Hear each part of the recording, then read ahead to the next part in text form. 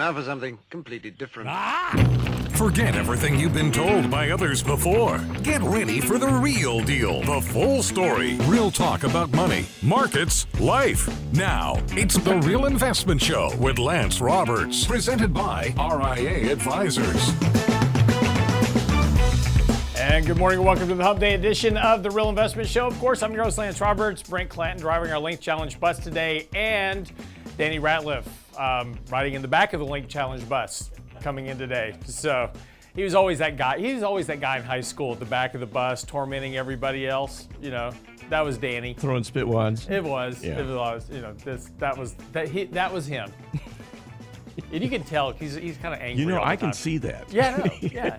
He was a bully. I can tell. You just have that feeling. It wasn't a bully, it was just a pest. Well, that hasn't changed. Ask his wife. So, anyway, welcome to the show this morning. Of course, yesterday the conversation was really two things for the most part. Of course, the State of the Union address last night.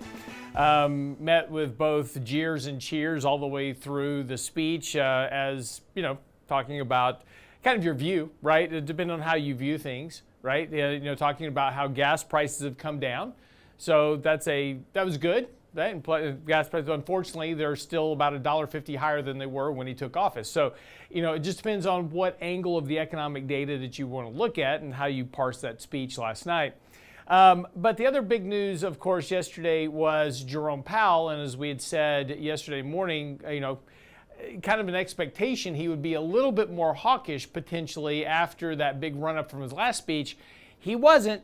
He basically came out and said pretty much the same thing, and markets took off and rose up over about 1.5% yesterday by the close, pushing back up to that 3 standard deviation area. So after a brief little 3-day sell-off, and as I noted yesterday, even though we had this little sell-off over the last couple of days, it was still very bullish because stocks were closing higher than where they opened. So despite the market pulling back in price, we had what's called green candles. So in other words, the market was, you know, opening, but then closing higher by the end of the day. That's kind of bullish. That suggests that more buyers than sellers, even though prices, even though the market was coming down as a whole.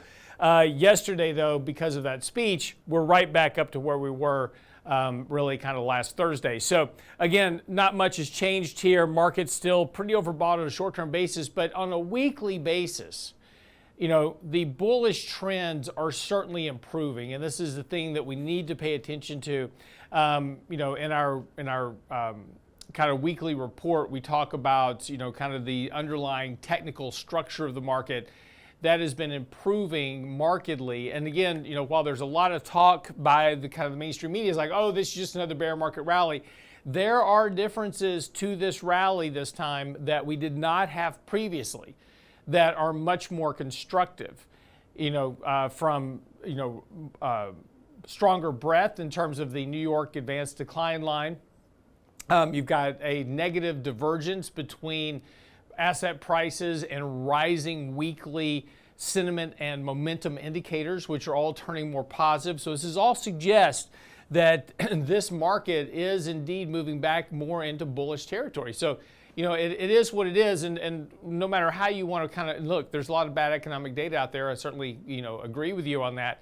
But that economic data is becoming less bad, which is also encouraging the bulls at this point to start improving. Quarter 1 GDP right now.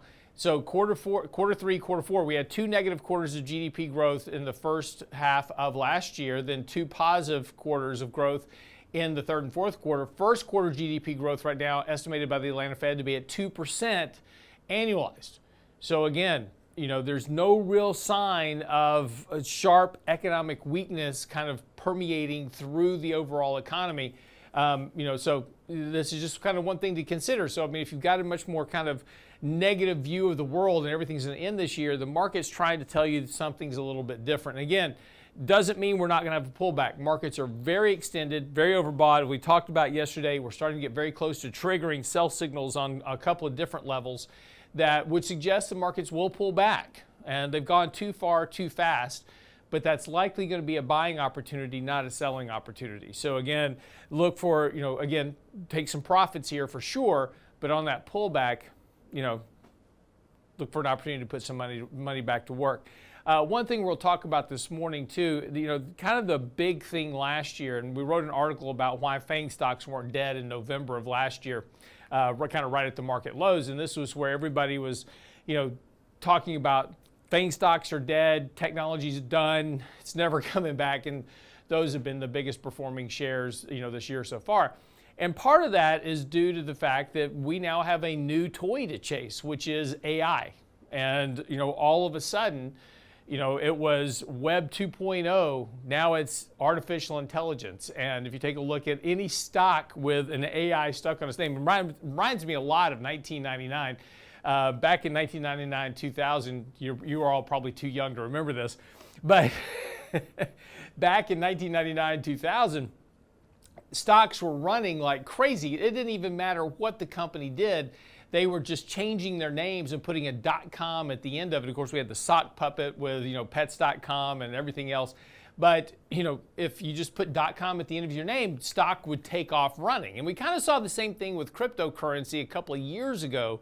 We saw a lot of companies changing their names just to be in the, kind of be identified with the cryptocurrency space. A good example of that was Square, which was the credit card processing company, changed their name to Block because they were going to be more involved with blockchain. And so, that was a whole kind of a move in that direction. Now it's AI because of what's happening with ChatGPT. And now the fact that that's really gained a lot of visible dominance in the markets already. Microsoft's $10 billion investment. Microsoft announced yesterday that starting today, they're going to start enabling ChatGPT and Bing in terms of making Bing much more chat-friendly in terms of making searches. So again, already starting to roll this out. They're going to also make this a function of something they can sell to other businesses to incorporate. So AI is here. Question is when does AI become self-aware and Arnold Schwarzenegger shows up? That's the only question. I'm sorry, Dave. I can't do that. Wrong movie. Terminator. Skynet. Nobody remembers 2000: A Space Odyssey. That was most people that saw that movie are dead now. Well, that's true. Yeah. Or in orbit. So yeah. Terminator, a little more recent. Anyway, AI, of course. Only 10 years difference between you and me, and look at that generational gap. I know, right? Exactly. I saw Space Odyssey 2001. I saw them both. Yes. Saw them both when I was like 3. But all I remember is the monkey and the big square block. Yeah. That's all I can remember. Anyway. But anyway, so AI is the new thing. That's the new hook. So companies right now, any company that has currently got AI stuck to their name has been experiencing huge runs over the last couple of days. Be careful chasing these stocks. Just because they have AI stuck on their name doesn't mean they're going to be the next GPT. Google has already got Bard. They're all hands on deck to test Bard, which is their AI kind of chat bot as well. Other companies are doing the same thing. But just be careful when you're investing. And again, as always, make sure the company has some fundamentals. They're actually, creating some earnings, all those type of things, and actually have a leg in that space where they may become a dominant player. Well, and again, this is, some companies are going to make it big, and the vast majority of them are not. So make sure and choose wisely as you invest your capital. Okay, quick break. We're gonna come back, pick up with Danny Ratliff to talk a little bit about timing the market versus time in the market. What should you do? They're both valid strategies, but which one is right for you? We'll talk about that with Danny Ratliff right when we come back from the break. Get by the website. Make sure you subscribe to our newsletter, daily market commentary, our Before the Bell YouTube channel, as well as this channel right here to get our feeds every day. We have tons of stuff going out. New blog post out this morning, all at realinvestmentadvice.com. Be right back. Get daily investment news you can use, delivered at the speed of the internet at realinvestmentadvice.com. Is your partner cheating on you? Financial infidelity is a relationship buzzkill and a wealth destroyer. Just in time for Valentine's Day, our next Candid Coffee will address how to avoid financial infidelity. Saturday, February 11th with Richard Rosso and Danny Ratliff. Build trust, improve your money talk, and pillow talk. Register today at realinvestmentadvice.com. How to avoid financial infidelity. Candid Coffee with Ratliff and Rosso. Realinvestmentadvice.com. Hi, Lance Roberts here. If you're like most people, your 401k plan represents the bulk of your retirement assets, and unfortunately for many, managing your 401k plan can be difficult. There's so many choices, so many things to consider. With just a quick email, a couple of questions, you can put RIA advisors to work for you managing your 401k plan. Get started right now at the website, realinvestmentadvice.com, or simply call our toll-free number, 855-RIA-PLAN, or again, simply online at realinvestmentadvice.com. Health and financial security touches everyone within your organization. Offering benefits for all doesn't need to be complicated. Hi, I'm Tom Allen, Senior Benefits Consultant at RIA Advisors. RIA Benefits provides independent expertise to find solutions that speak to the mission of your business, the culture you want to establish, and the budget you are able to work within. Book a free consultation with me at realinvestmentadvice.com/retirement, and we'll find a solution that takes care of your most important asset, your people. realinvestmentadvice.com/retirement, realinvestmentadvice.com. And now, another page from the Real Investment Advisors Investing Manifesto. Bulls win in bull markets. Bears win in bear markets. Eagles soar above and take advantage of opportunity. Let us help you soar as you reach your financial goals with RIA Advisors. Neither bull nor bear. RIA Advisors, 281-501-1791 or online at realinvestmentadvice.com. The Real Investment Show.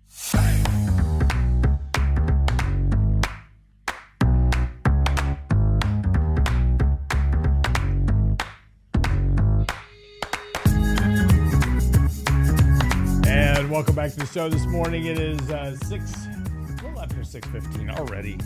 Man.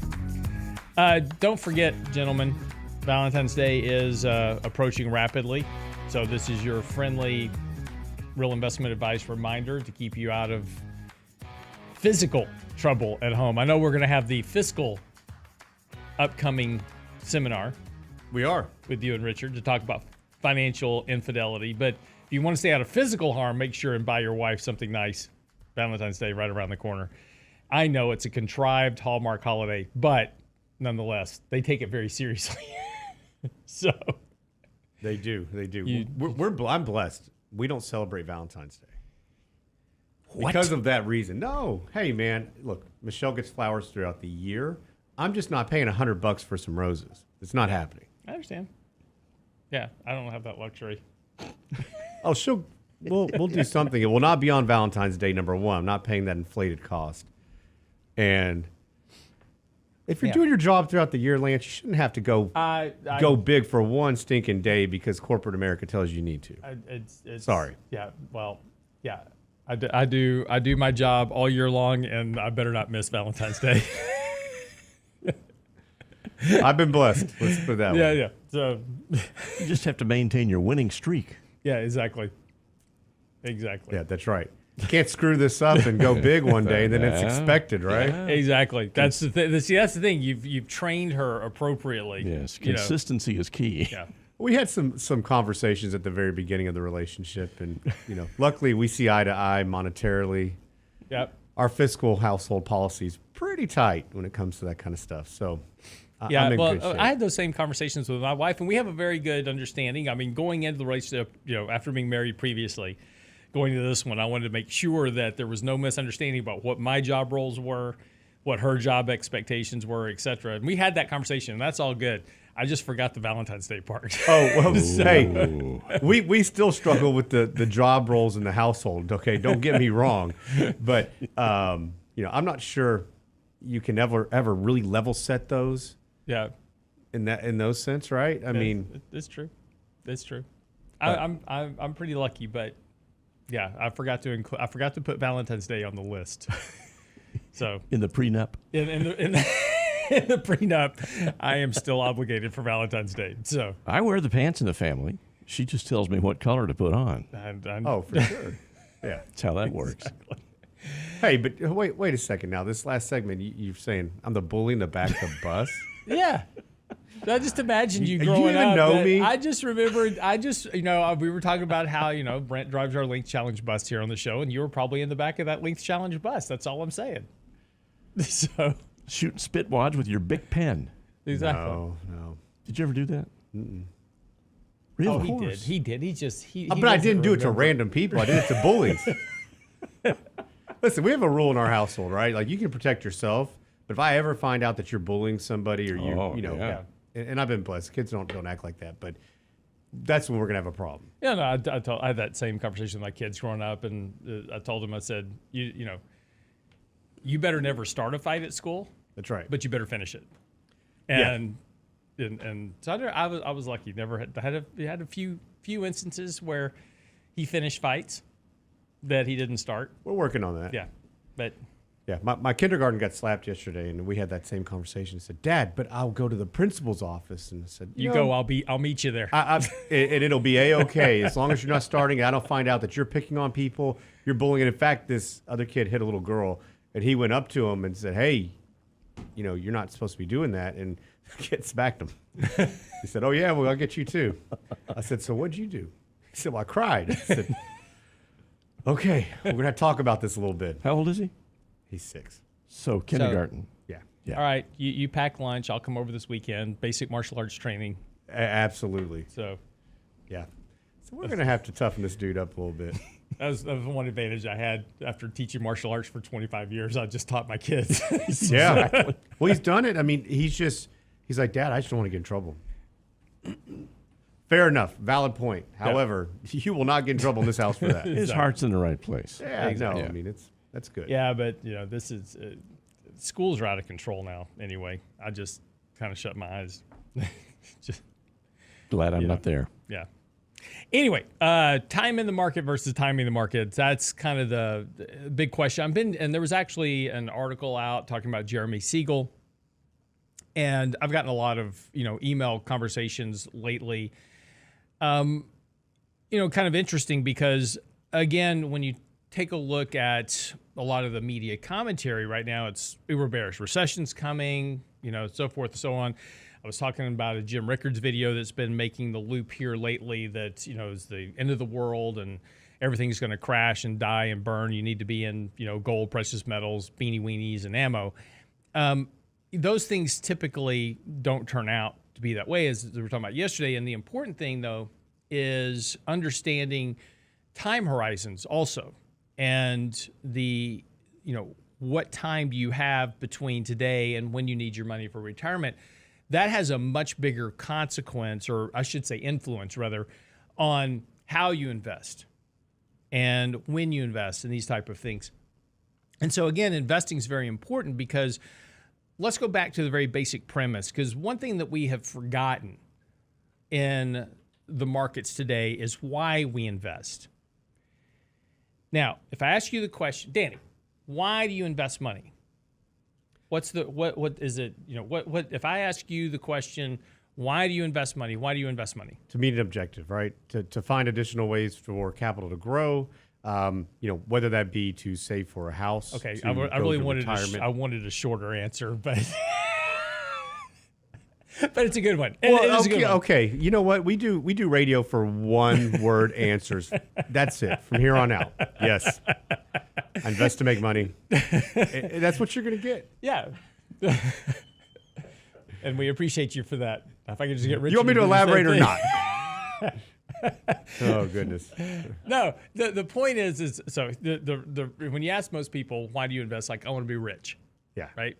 So it's about this wealth building idea. And that's really not why we invest. Danny actually had the right answer, which is we are investing for a reason or a goal. And that is still not the same thing as investing for wealth. In other words, when I'm investing my money, and let's say it's for Danny, as Danny said, to buy a house or to save for retirement, whatever it is. Investing is not taking $100 and turning it into $1 million. That's not investing, that's speculation and gambling. Investing, at its very core nature, is about ensuring that our savings adjust for the purchasing power over time. In other words, it adjusts for inflation. The reason we invest is not to create wealth. It is actually to ensure that the purchasing power of our savings are growing over time. It's maintained. Maintaining. So the real key to building wealth, so if you think about it in these terms, the real key to building wealth or saving for a house or saving for retirement, and this is why we call it, we go saving for a house. We don't call it investing for a house. We don't call it investing for retirement. We say saving for retirement, is because when we're investing, we're making sure that our savings are adjusting for what retirement will cost us in the future because of inflation, right? And when you start thinking about it in these terms and take the gambling aspect out of investing, the speculation out of investing, it becomes a much more telling story about how and where and when do you invest money. So again, when we go talking about time in the market or timing the market, there's two camps. It's like being a bull or a bear. One thing we talk about here on the show is don't be bullish or don't be bearish. Once you pick a camp, right? Danny's bearish all the time, right? He's in that camp. I'm not really, but I'm just using an example. You got a one-word answer for me? I'm just going to smile. What are you going to do with that, Lance? But once you pick a camp, whether you're bearish or bullish, right, you're locked into this view. So it's important to remain kind of above it and look down into the playing field for what it is. And there are times to be bullish and there are times to be bearish. But once you pick that camp one way or the other, you're kind of booted into that philosophy. And it's the same thing for investing. When you pick a camp of, and again, this is a big hot debate in markets all the time, time in the market versus timing the market. And again, once you pick that camp, you're kind of locked into that view. But really, there's aspects of both in investing over a longer term time frame.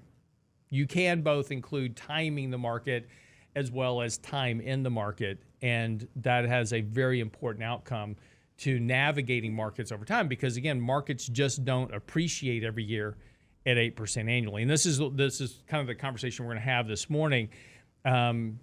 Talking about timing the market, time in the market, when do these work, and when are they important? So, well, I think timing versus time in, it's part and parcel. You do a little bit of both, and especially the way that we invest compared to where some people say, hey, we're all in or we're all out, and trying to time that specifically, right, which most people don't get that right. I actually had this conversation with somebody yesterday, a client of ours, and we were talking about, he said, listen, Danny, I'm okay if you guys just want to get out and get on the sideline, go buy bonds, and then we'll go all in or go more towards, aggressive growth at some point in the future.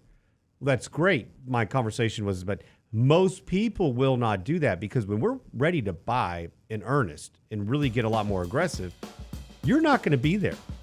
And it's kind of the way we are right now. Yeah. Right? I mean, markets are running up nicely. We're talking about, a turn in bullish fundamentals and bullish technicals in the markets. And everybody's like, oh, this can't last, right? It's that already you're kind of seeing some of that denial that maybe you should be buying the market. It's tough to rationalize. That's the issue. It is. But that's the way it should be. Yeah. If you are at a market bottom, it's very tough to rationalize why you should be buying. Always the case. All right, but time in versus timing the market, something that Jeremy Siegel talked about back in 2000. We'll talk about that when we come back from the break and what the differences are and how to make it work for you. Don't go away.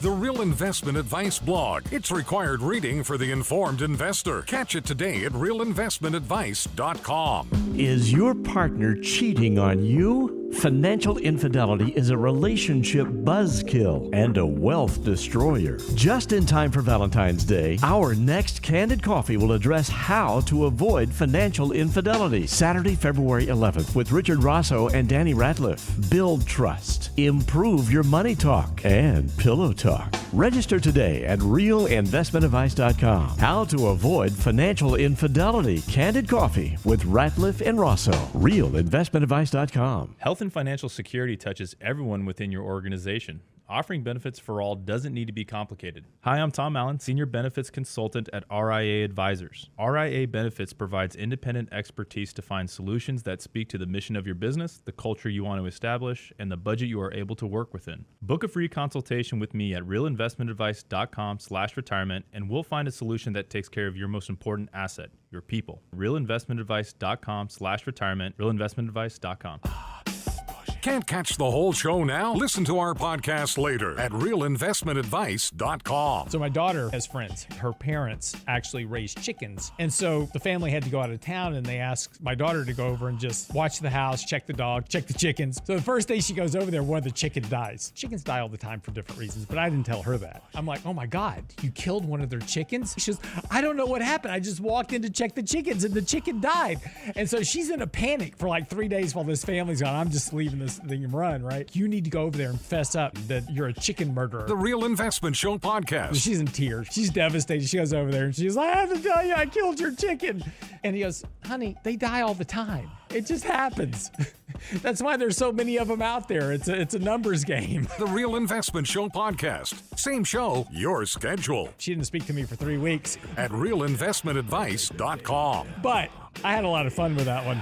The Real Investment Show YouTube channel has all our videos ready for your easy access. Now with the new and improved Before the Bell reports, Candid Coffee, and Lunch and Learn replays, plus each day's radio shows like Technically Speaking Tuesday, Financial Fitness Friday, and the latest analysis from Lance Roberts and Michael Leibowitz. Subscribe and bookmark our YouTube channel for the Real Investment Show, or just click on the show links at realinvestmentadvice.com. realinvestmentadvice.com. Real Investment Show podcasts are now available from Stitcher Smart Radio at Stitcher.com. Hi, Lance Roberts here. If you're like most people, your 401k plan represents the bulk of your retirement assets, and unfortunately for many, managing your 401k plan can be difficult. There's so many choices, so many things to consider. With just a quick email, a couple of questions, you can put RIA advisors to work for you managing your 401k plan. It's a quick and easy application. Just simply click Ask a Question at realinvestmentadvice.com or give us a call at 855-RIA-PLAN. That's realinvestmentadvice.com. Financial infidelity is a relationship buzzkill. Just in time for Valentine's Day, our next Candid Coffee will address how to avoid financial infidelity. Saturday, February 11th with Richard Rosso and Danny Ratliff. Build trust. Improve your money talk. Register today at realinvestmentadvice.com. realinvestmentadvice.com. You're listening to The Real Investment Show.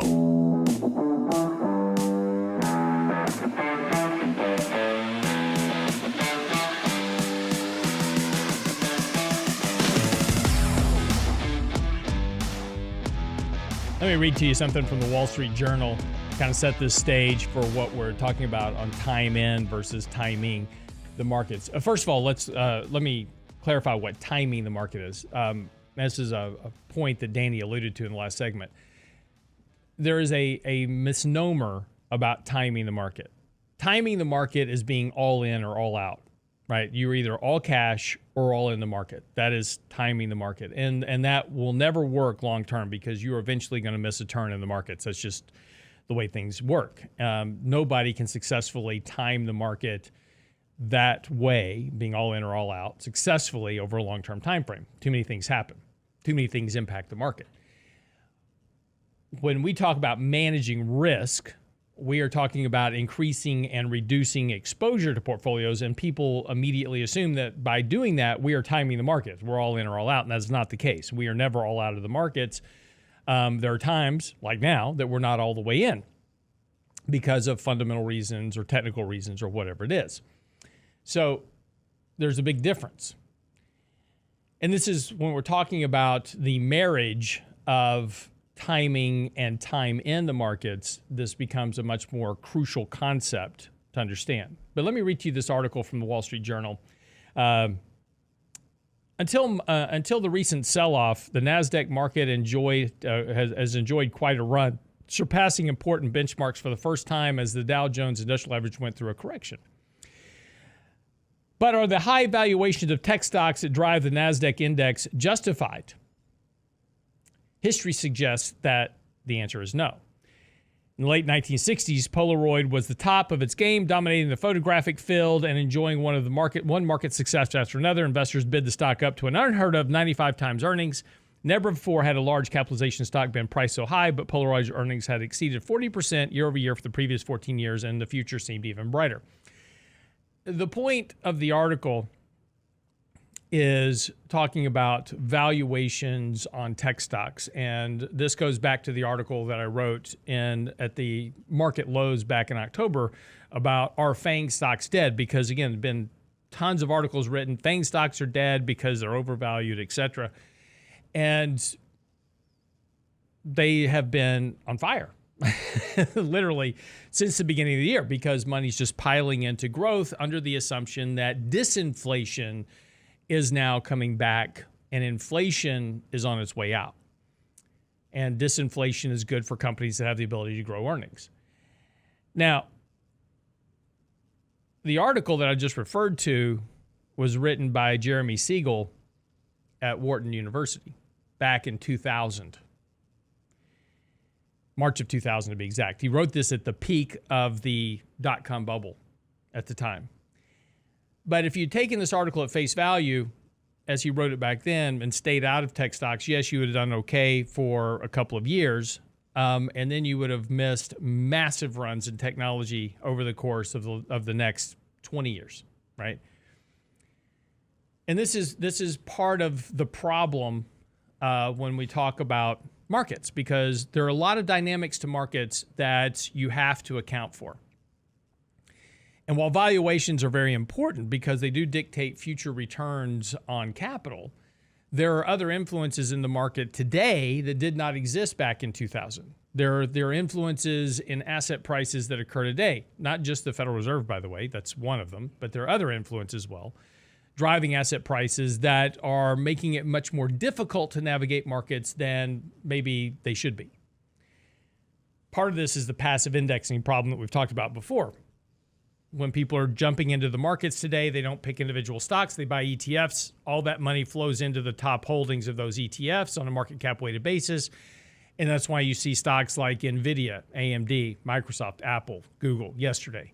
Big gains in those sectors because money's chasing technology right now. And so those passive indexes are driving names higher that rank in the top of those ETFs. And that makes it a much more difficult case when you're trying to time the market, right?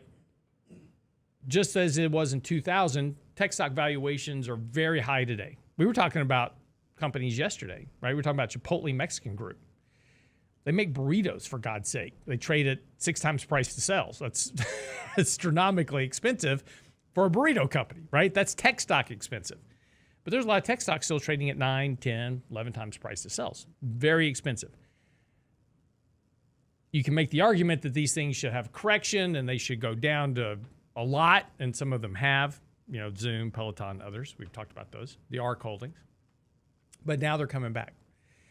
And so the question is how do you navigate this market? And now, because of the brief correction that we had last year, and now the market up, 15% this year so far on the NASDAQ and, 7-8% on the S&P, immediately there's a lot of articles being written now about, just forget about trying to time the market, just stay in it and just ride this thing out over time. And there's certainly, over the last 10, 12, 13 years since the Federal Reserve started, injecting liquidity into the markets since 2008, that has certainly been the case. Markets have just risen in value. And so just being in the market has done very well for a lot of investors. But over the next 10 years, the question is, what's that going to look like? Danny, your thoughts? Well, not only what does it look like, but for each individual, this is much different. If you're in distribution mode and you're riding this thing down, I mean, look, Lance, we talked to a lot of people towards the end of the year who called in or I had a lot of clients who said, listen, we were at Christmas or Thanksgiving. My brother, my sister, my coworker, they're down 25, 30, 35%, some even more because they've always been super aggressive. Mm-hmm. And you know what? If you have time on your side, great. You're putting money to work, okay. But if we can sidestep some of this, not all of it, and then find an avenue to get back in, I think we can make an argument that's probably a better case. Not going to be all or nothing because, look, we know right now it's very easy to be bearish and to say, hey, we're good with nothing. But how long are you good with nothing? And then all of a sudden this market has ran up and then now you want to get back in. Right. Maybe you've missed a lot of it. But what if you're in distribution mode? You're one of those people that's been down significantly. What's the impact? You're taking funds out, so now it's magnified. The losses are even much more. And now many people, I mean, we've heard, it's just like the guy who's ready to retire. They haven't done a lot of planning, and they'll call in and say, we have to get super aggressive in the market. I'm like, well, I think we can make the argument. Maybe we shouldn't be super aggressive in the market. We should be super aggressive with our savings. And you alluded to that last segment. And I think that's a big part of it is that understanding where you are in your life cycle, what are these funds for? You know, I invest for long term because you're right. You want to keep up with inflation so that you don't erode your purchasing power.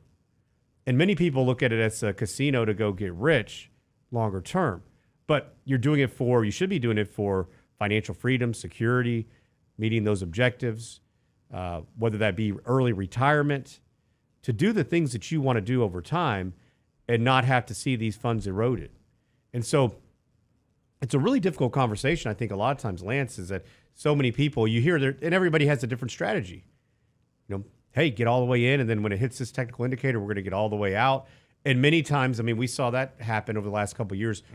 Things change so quickly, you could miss out on a ton. Yep. And look, and here's the other thing about, so let's just break this down into a simpler, conversation as well, is just talking about time in the market for a second. And this is kind of the mainstream mantra. Just buy some S&P indexes and just, stay in the market long term. So again, let's go back to our original premise. The reason we invest is to grow our savings at a rate of inflation over time. So here's the problem with just being in the market and buying and holding. Last year's a good example. So market's down 20%. So let's just assume this year that the market's up 20, you're going to be up, 26%, 27% to get back to even this year. So you have to have the really big return to get back to even from where you were in January of 2022. Okay, here's the problem with this. So now I'm buying and holding, and I'm just writing this down and writing it back up. Now, I'm back to even, and so what you'll hear from the mainstream media is that, hey, see, you're back to even. Well, there's two problems with this. One, the goal is to grow my savings at the rate of inflation over time. Well, inflation has been rising in 2022 and 2023.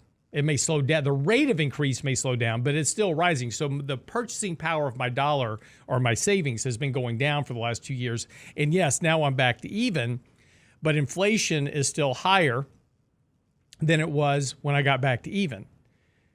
So that rate of return that I needed to keep up with the pace of inflation isn't there.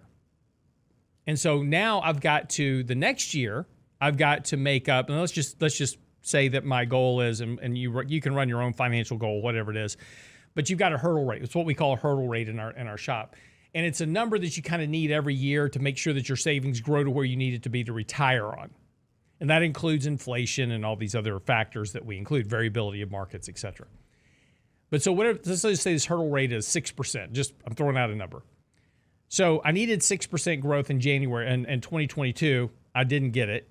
I get back to even in 2023 from 2022, but I still didn't get my 6% growth for 2023. So going into 2024, I've got to have 6% growth from 2022, 6% growth from 2023. 2023, both of those 6% rates compounded, by the way, for growth of 6%, and I need to get 6% growth in 2024. That's the problem with buying and holding and riding markets, is that what people forget is that, yes, you may match the benchmark, but every time you have these drawdown years that are significant, I'm not talking about 1 or 2%, but when you have a 20% drawdown in a year like we had last year, or you're down more than that, everybody forgets you've got to add back in all those years of compounded growth that you didn't get during those down years. And that's the problem with time in the markets. And now we'll talk about, when we come back, timing the market to try to alleviate some of that risk. Don't go away.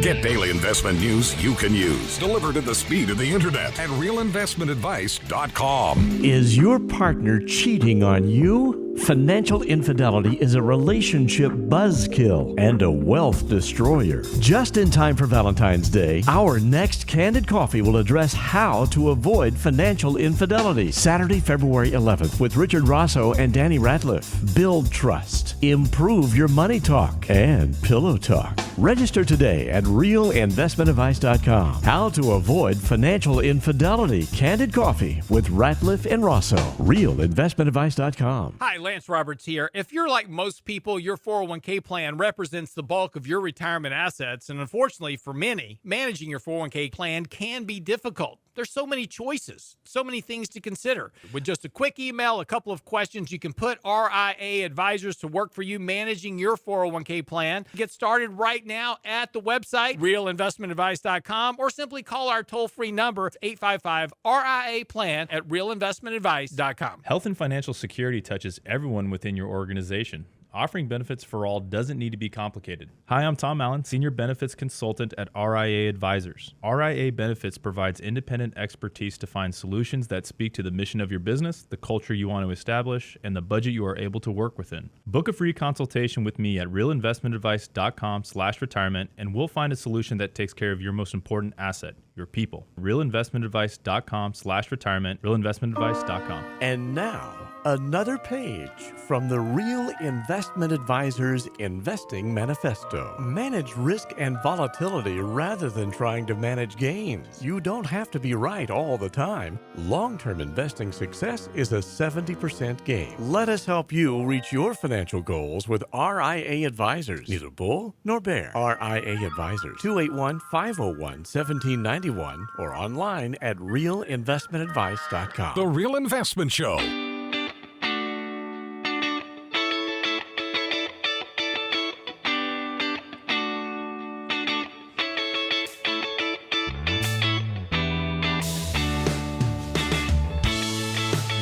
Welcome back to the show this morning, of course. So time in versus timing the markets, and this is the interesting conundrum that comes in. And again, as we talked about early on, once you pick a side, like I'm a time in the market guy. I'm just going to buy and hold and ride this thing out. The problem is the loss of compounding over time, and this is a very critical aspect of investing.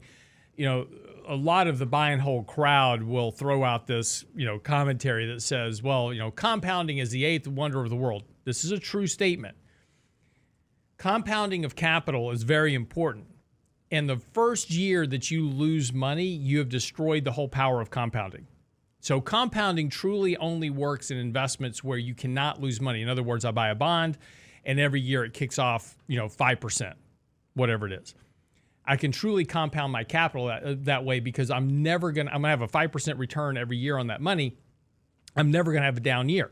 So I can mathematically calculate the compound growth of money over time at 4%, 5%, 6%, whatever it is.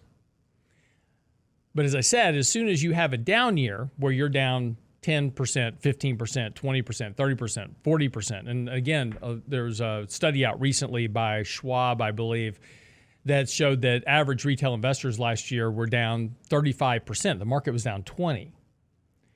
So once you're down 20, 30, 35%, you've destroyed years of compounded growth that now you've got to get back to even. But again, what everybody forgets, and as we touched on the last segment, is they forget about you still you're losing the growth rate you were supposed to have in those years where you were down. And so you've got to make all that up. And this is why applying some measure of risk management to portfolios, and this is why we're so adamant about looking at technical analysis and understanding the fundamentals and these type of things and marrying these two things together, is to limit that downside draw. Because if I can limit the downside, and look, when markets are down, you're going to be down. There's no way around that, especially in a year like last year where everything was down. Stocks were down, bonds were down, everything was down. Real estate was down, etc.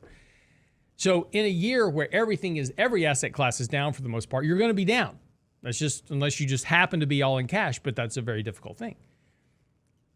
But if you can limit that downside by understanding how market dynamics work and applying a bit of risk management to the portfolio, then it leaves you with a much greater ability to quickly recover and get back to the level of compounding returns over time and catching back up to that growth rate that you need to reach your financial goals. We don't advocate ever being all in or all out of the market. As we said earlier, just that's an impossible pony trick to try to do that consistently. You may get lucky once, may get lucky twice, but to consistently time the markets and being all in or all out doesn't work. But you can effectively manage risk in the markets by increasing or reducing exposure, which is what we talk about here on the show a good bit. And again, you take a look at where the market is right now. We've gone too far, too fast this year. We're going to have a correction. This is a great time to take some profits out of your portfolio. We did that last week, took some money off the table. When we get a correction, we're going to add a lot more equity risk to the portfolio because the technicals suggest we should do so. We're not there yet, but that's kind of the next leg of what's going to happen. So again, this is the important thing is that in order to reach our goal, we've got to really do two things. One, we've got to manage the risk of loss. And two, we have to grow capital to meet our goals. And those goals have to be realistic. I was asked a question by in a podcast on Monday. What's the important thing to being a good client, for an advisor? And the most important thing to be a good client for an advisory firm, any advisory firm, us, anybody, is to have realistic goals.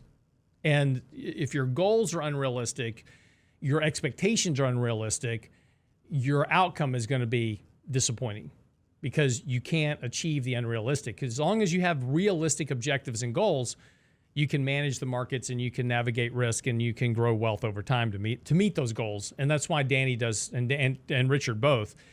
This is why they spend so much time doing financial planning, looking at variable rates of return, inflation adjusting, those type of things to make sure expectations and goals line up properly. Well, and I think the realistic goals aspect is certainly a huge part of it, and also holding true to what those objectives are and expenses, right? I mean, we talk to a lot of people that, we're looking at plans this time of year and saying, hey, how'd everything go last year? And a lot of times we're seeing people spend more money. Mm-hmm. And sometimes that's called inflation. Well, no. It's not just inflation, right? And there are people who actually cut back and still spent the same amount of money. But there's a lot of people that sometimes you're trying to find your way and understand what you're doing in retirement. You're stepping into something new, right? We've been accumulators, now we're distributors, and you're expected to flip the switch. And oftentimes we spend a little more than what we anticipate. So the other part of that is finding, is this an actual trend? Is this something that's going to continue? Or is this a one-time deal? We're going to have these one-off type of situations. So not only is it realistic goals, but also the communication aspect saying, hey, you know what? We did spend a little bit more. All right, what does this look like? Let's start going back year over year. Are we continuously doing this? Well, here's what the overall impact is to the plan, because now we're not being realistic within the plan. And that communication aspect is crucial. Also, I think it's really good to make sure that we have a really good understanding as far as risk tolerance. We do some risk more behavioral type of surveys. Everybody, you walk in any investment firm and they're going to require that you fill out some type of questionnaire. And a lot of times it's going to say, if the market does this, what do you do? The market does that, what do you do? And when the markets are great, everybody's all in. And when the markets are terrible, everybody's in the bunker. And so what inevitably happens afterwards is that you're invested either too aggressively or too conservatively. We're too aggressive. Now all of a sudden markets, they fall off. And you say, oh my gosh, I am not this aggressive. Why are we down so much? Or the opposite. You're in the bunker because things have been so bad, things turn. Your portfolio never makes that shift. And so you're saying, why do we miss out on so much? And that's another good point as far as why we can actually at times over-allocate to equities in portfolios. So we're not static. I mean, if you've been following long enough, you guys understand that we're going to overweight a traditional model at different times when the wind's at our back. We're also going to underweight in bad years similar to last year. Mm-hmm. So it's not static. But even with that being said, communication is key, so we understand, how you feel, and then we can say, okay, that's a valid point. Now, here's the reason we're investing in this manner. Here's what we think. And like right now is a really interesting time, right? Mm-hmm. You talk about technicals versus fundamentals. Fundamentals have been relatively bearish versus technicals, which have been extremely bullish. And a lot of people say, well, hey, this looks like 2000. This looks like 2008. Everybody's looking and we're looking back in time and saying, well, this is fairly similar in a lot of ways. Maybe, maybe not.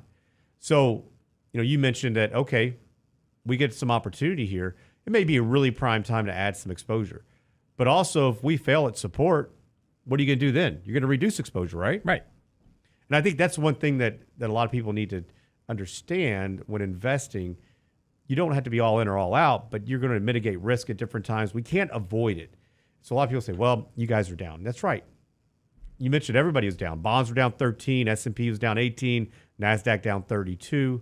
But we're able to mitigate risk along the way, find other alternatives to be defensive. And right now, we've got one foot that I'd say is, relatively growth-oriented. The other foot that's pretty conservative and significantly underweight bonds, underweight stocks, with opportunity to increase either along the way, which I think is going to be crucial in this environment. And who knows? I mean, the Fed, what did you think about yesterday, Lance? The Fed comes out and says, basically alluded that they're going to continue to probably hike, albeit at lower rates. Right. Yet the market goes up. Yeah, it's just because the market is hell-bent on a pivot by the Fed and a return to QE. And as I said at the opening this morning, is that the statement is actually fairly hawkish. Markets keep looking past it going, he only hikes 2 more times. The terminal rate for Fed funds is now the highest level it's been, period, over the last 2 years. Well over 5% now. That should be scaring the bazookas out of the markets, but it's not, right? The markets are just hell-bent on this pivot's coming sooner than later. And yet the Fed is saying, we're going to hike rates more to combat inflation. That employment number was a good example of that. And we're going to leave it there. And I don't think the markets have fully accounted for that tighter monetary policy yet. Yeah, I agree. But, you did mention something earlier that I think that helps people put things in perspective. You mentioned the financial plan and the hurdle rate. And this is a great time to look back at this. Even in times when we have a down year like last year, we're assuming within the financial plan that these events are going to occur. And we're going to have some bad markets. We're going to have volatility. And we want to make sure that portfolios withstand that. We assume for higher inflation at different times. And we establish a hurdle rate, which therefore gives us a little bit of a peace of mind as well. Say, okay, it's really high. Okay, what do we need to do to get to achieve this hurdle rate? Well, we probably need to save more, right? That human capital is extremely important. And you mentioned that in the first segment. You putting funds aside is a big part of what you do as far as saving for retirement. We can't let the market do all the work. But the caveat that there's going to be times it's going to go against us, we have to be prepared. We cannot assume that we're going to take a recession out of the business cycle, right? I know it feels like that, but it's going to be there, and markets are going to react to it. And a lot of times they'll front run it. So the other caveat is that when we find out that we're in a recession, that's yesterday's news. We're looking backwards, and the market may be looking forwards. And that's the tough part about being all in or all out, is that many people just can't. When we get that news, the market may say, you know what, the light's at the end of the tunnel. We're full steam ahead. But the information we're getting is from months ago. Right. And now they're saying, well, this doesn't make sense. Well, if we're looking backwards, maybe. But we got to look in the, look through the windshield. Yeah, and that's why managing money is very hard. Because a lot of it's guesswork. I'm not growing any more hair these days. Come on. They have cures for that. I hear.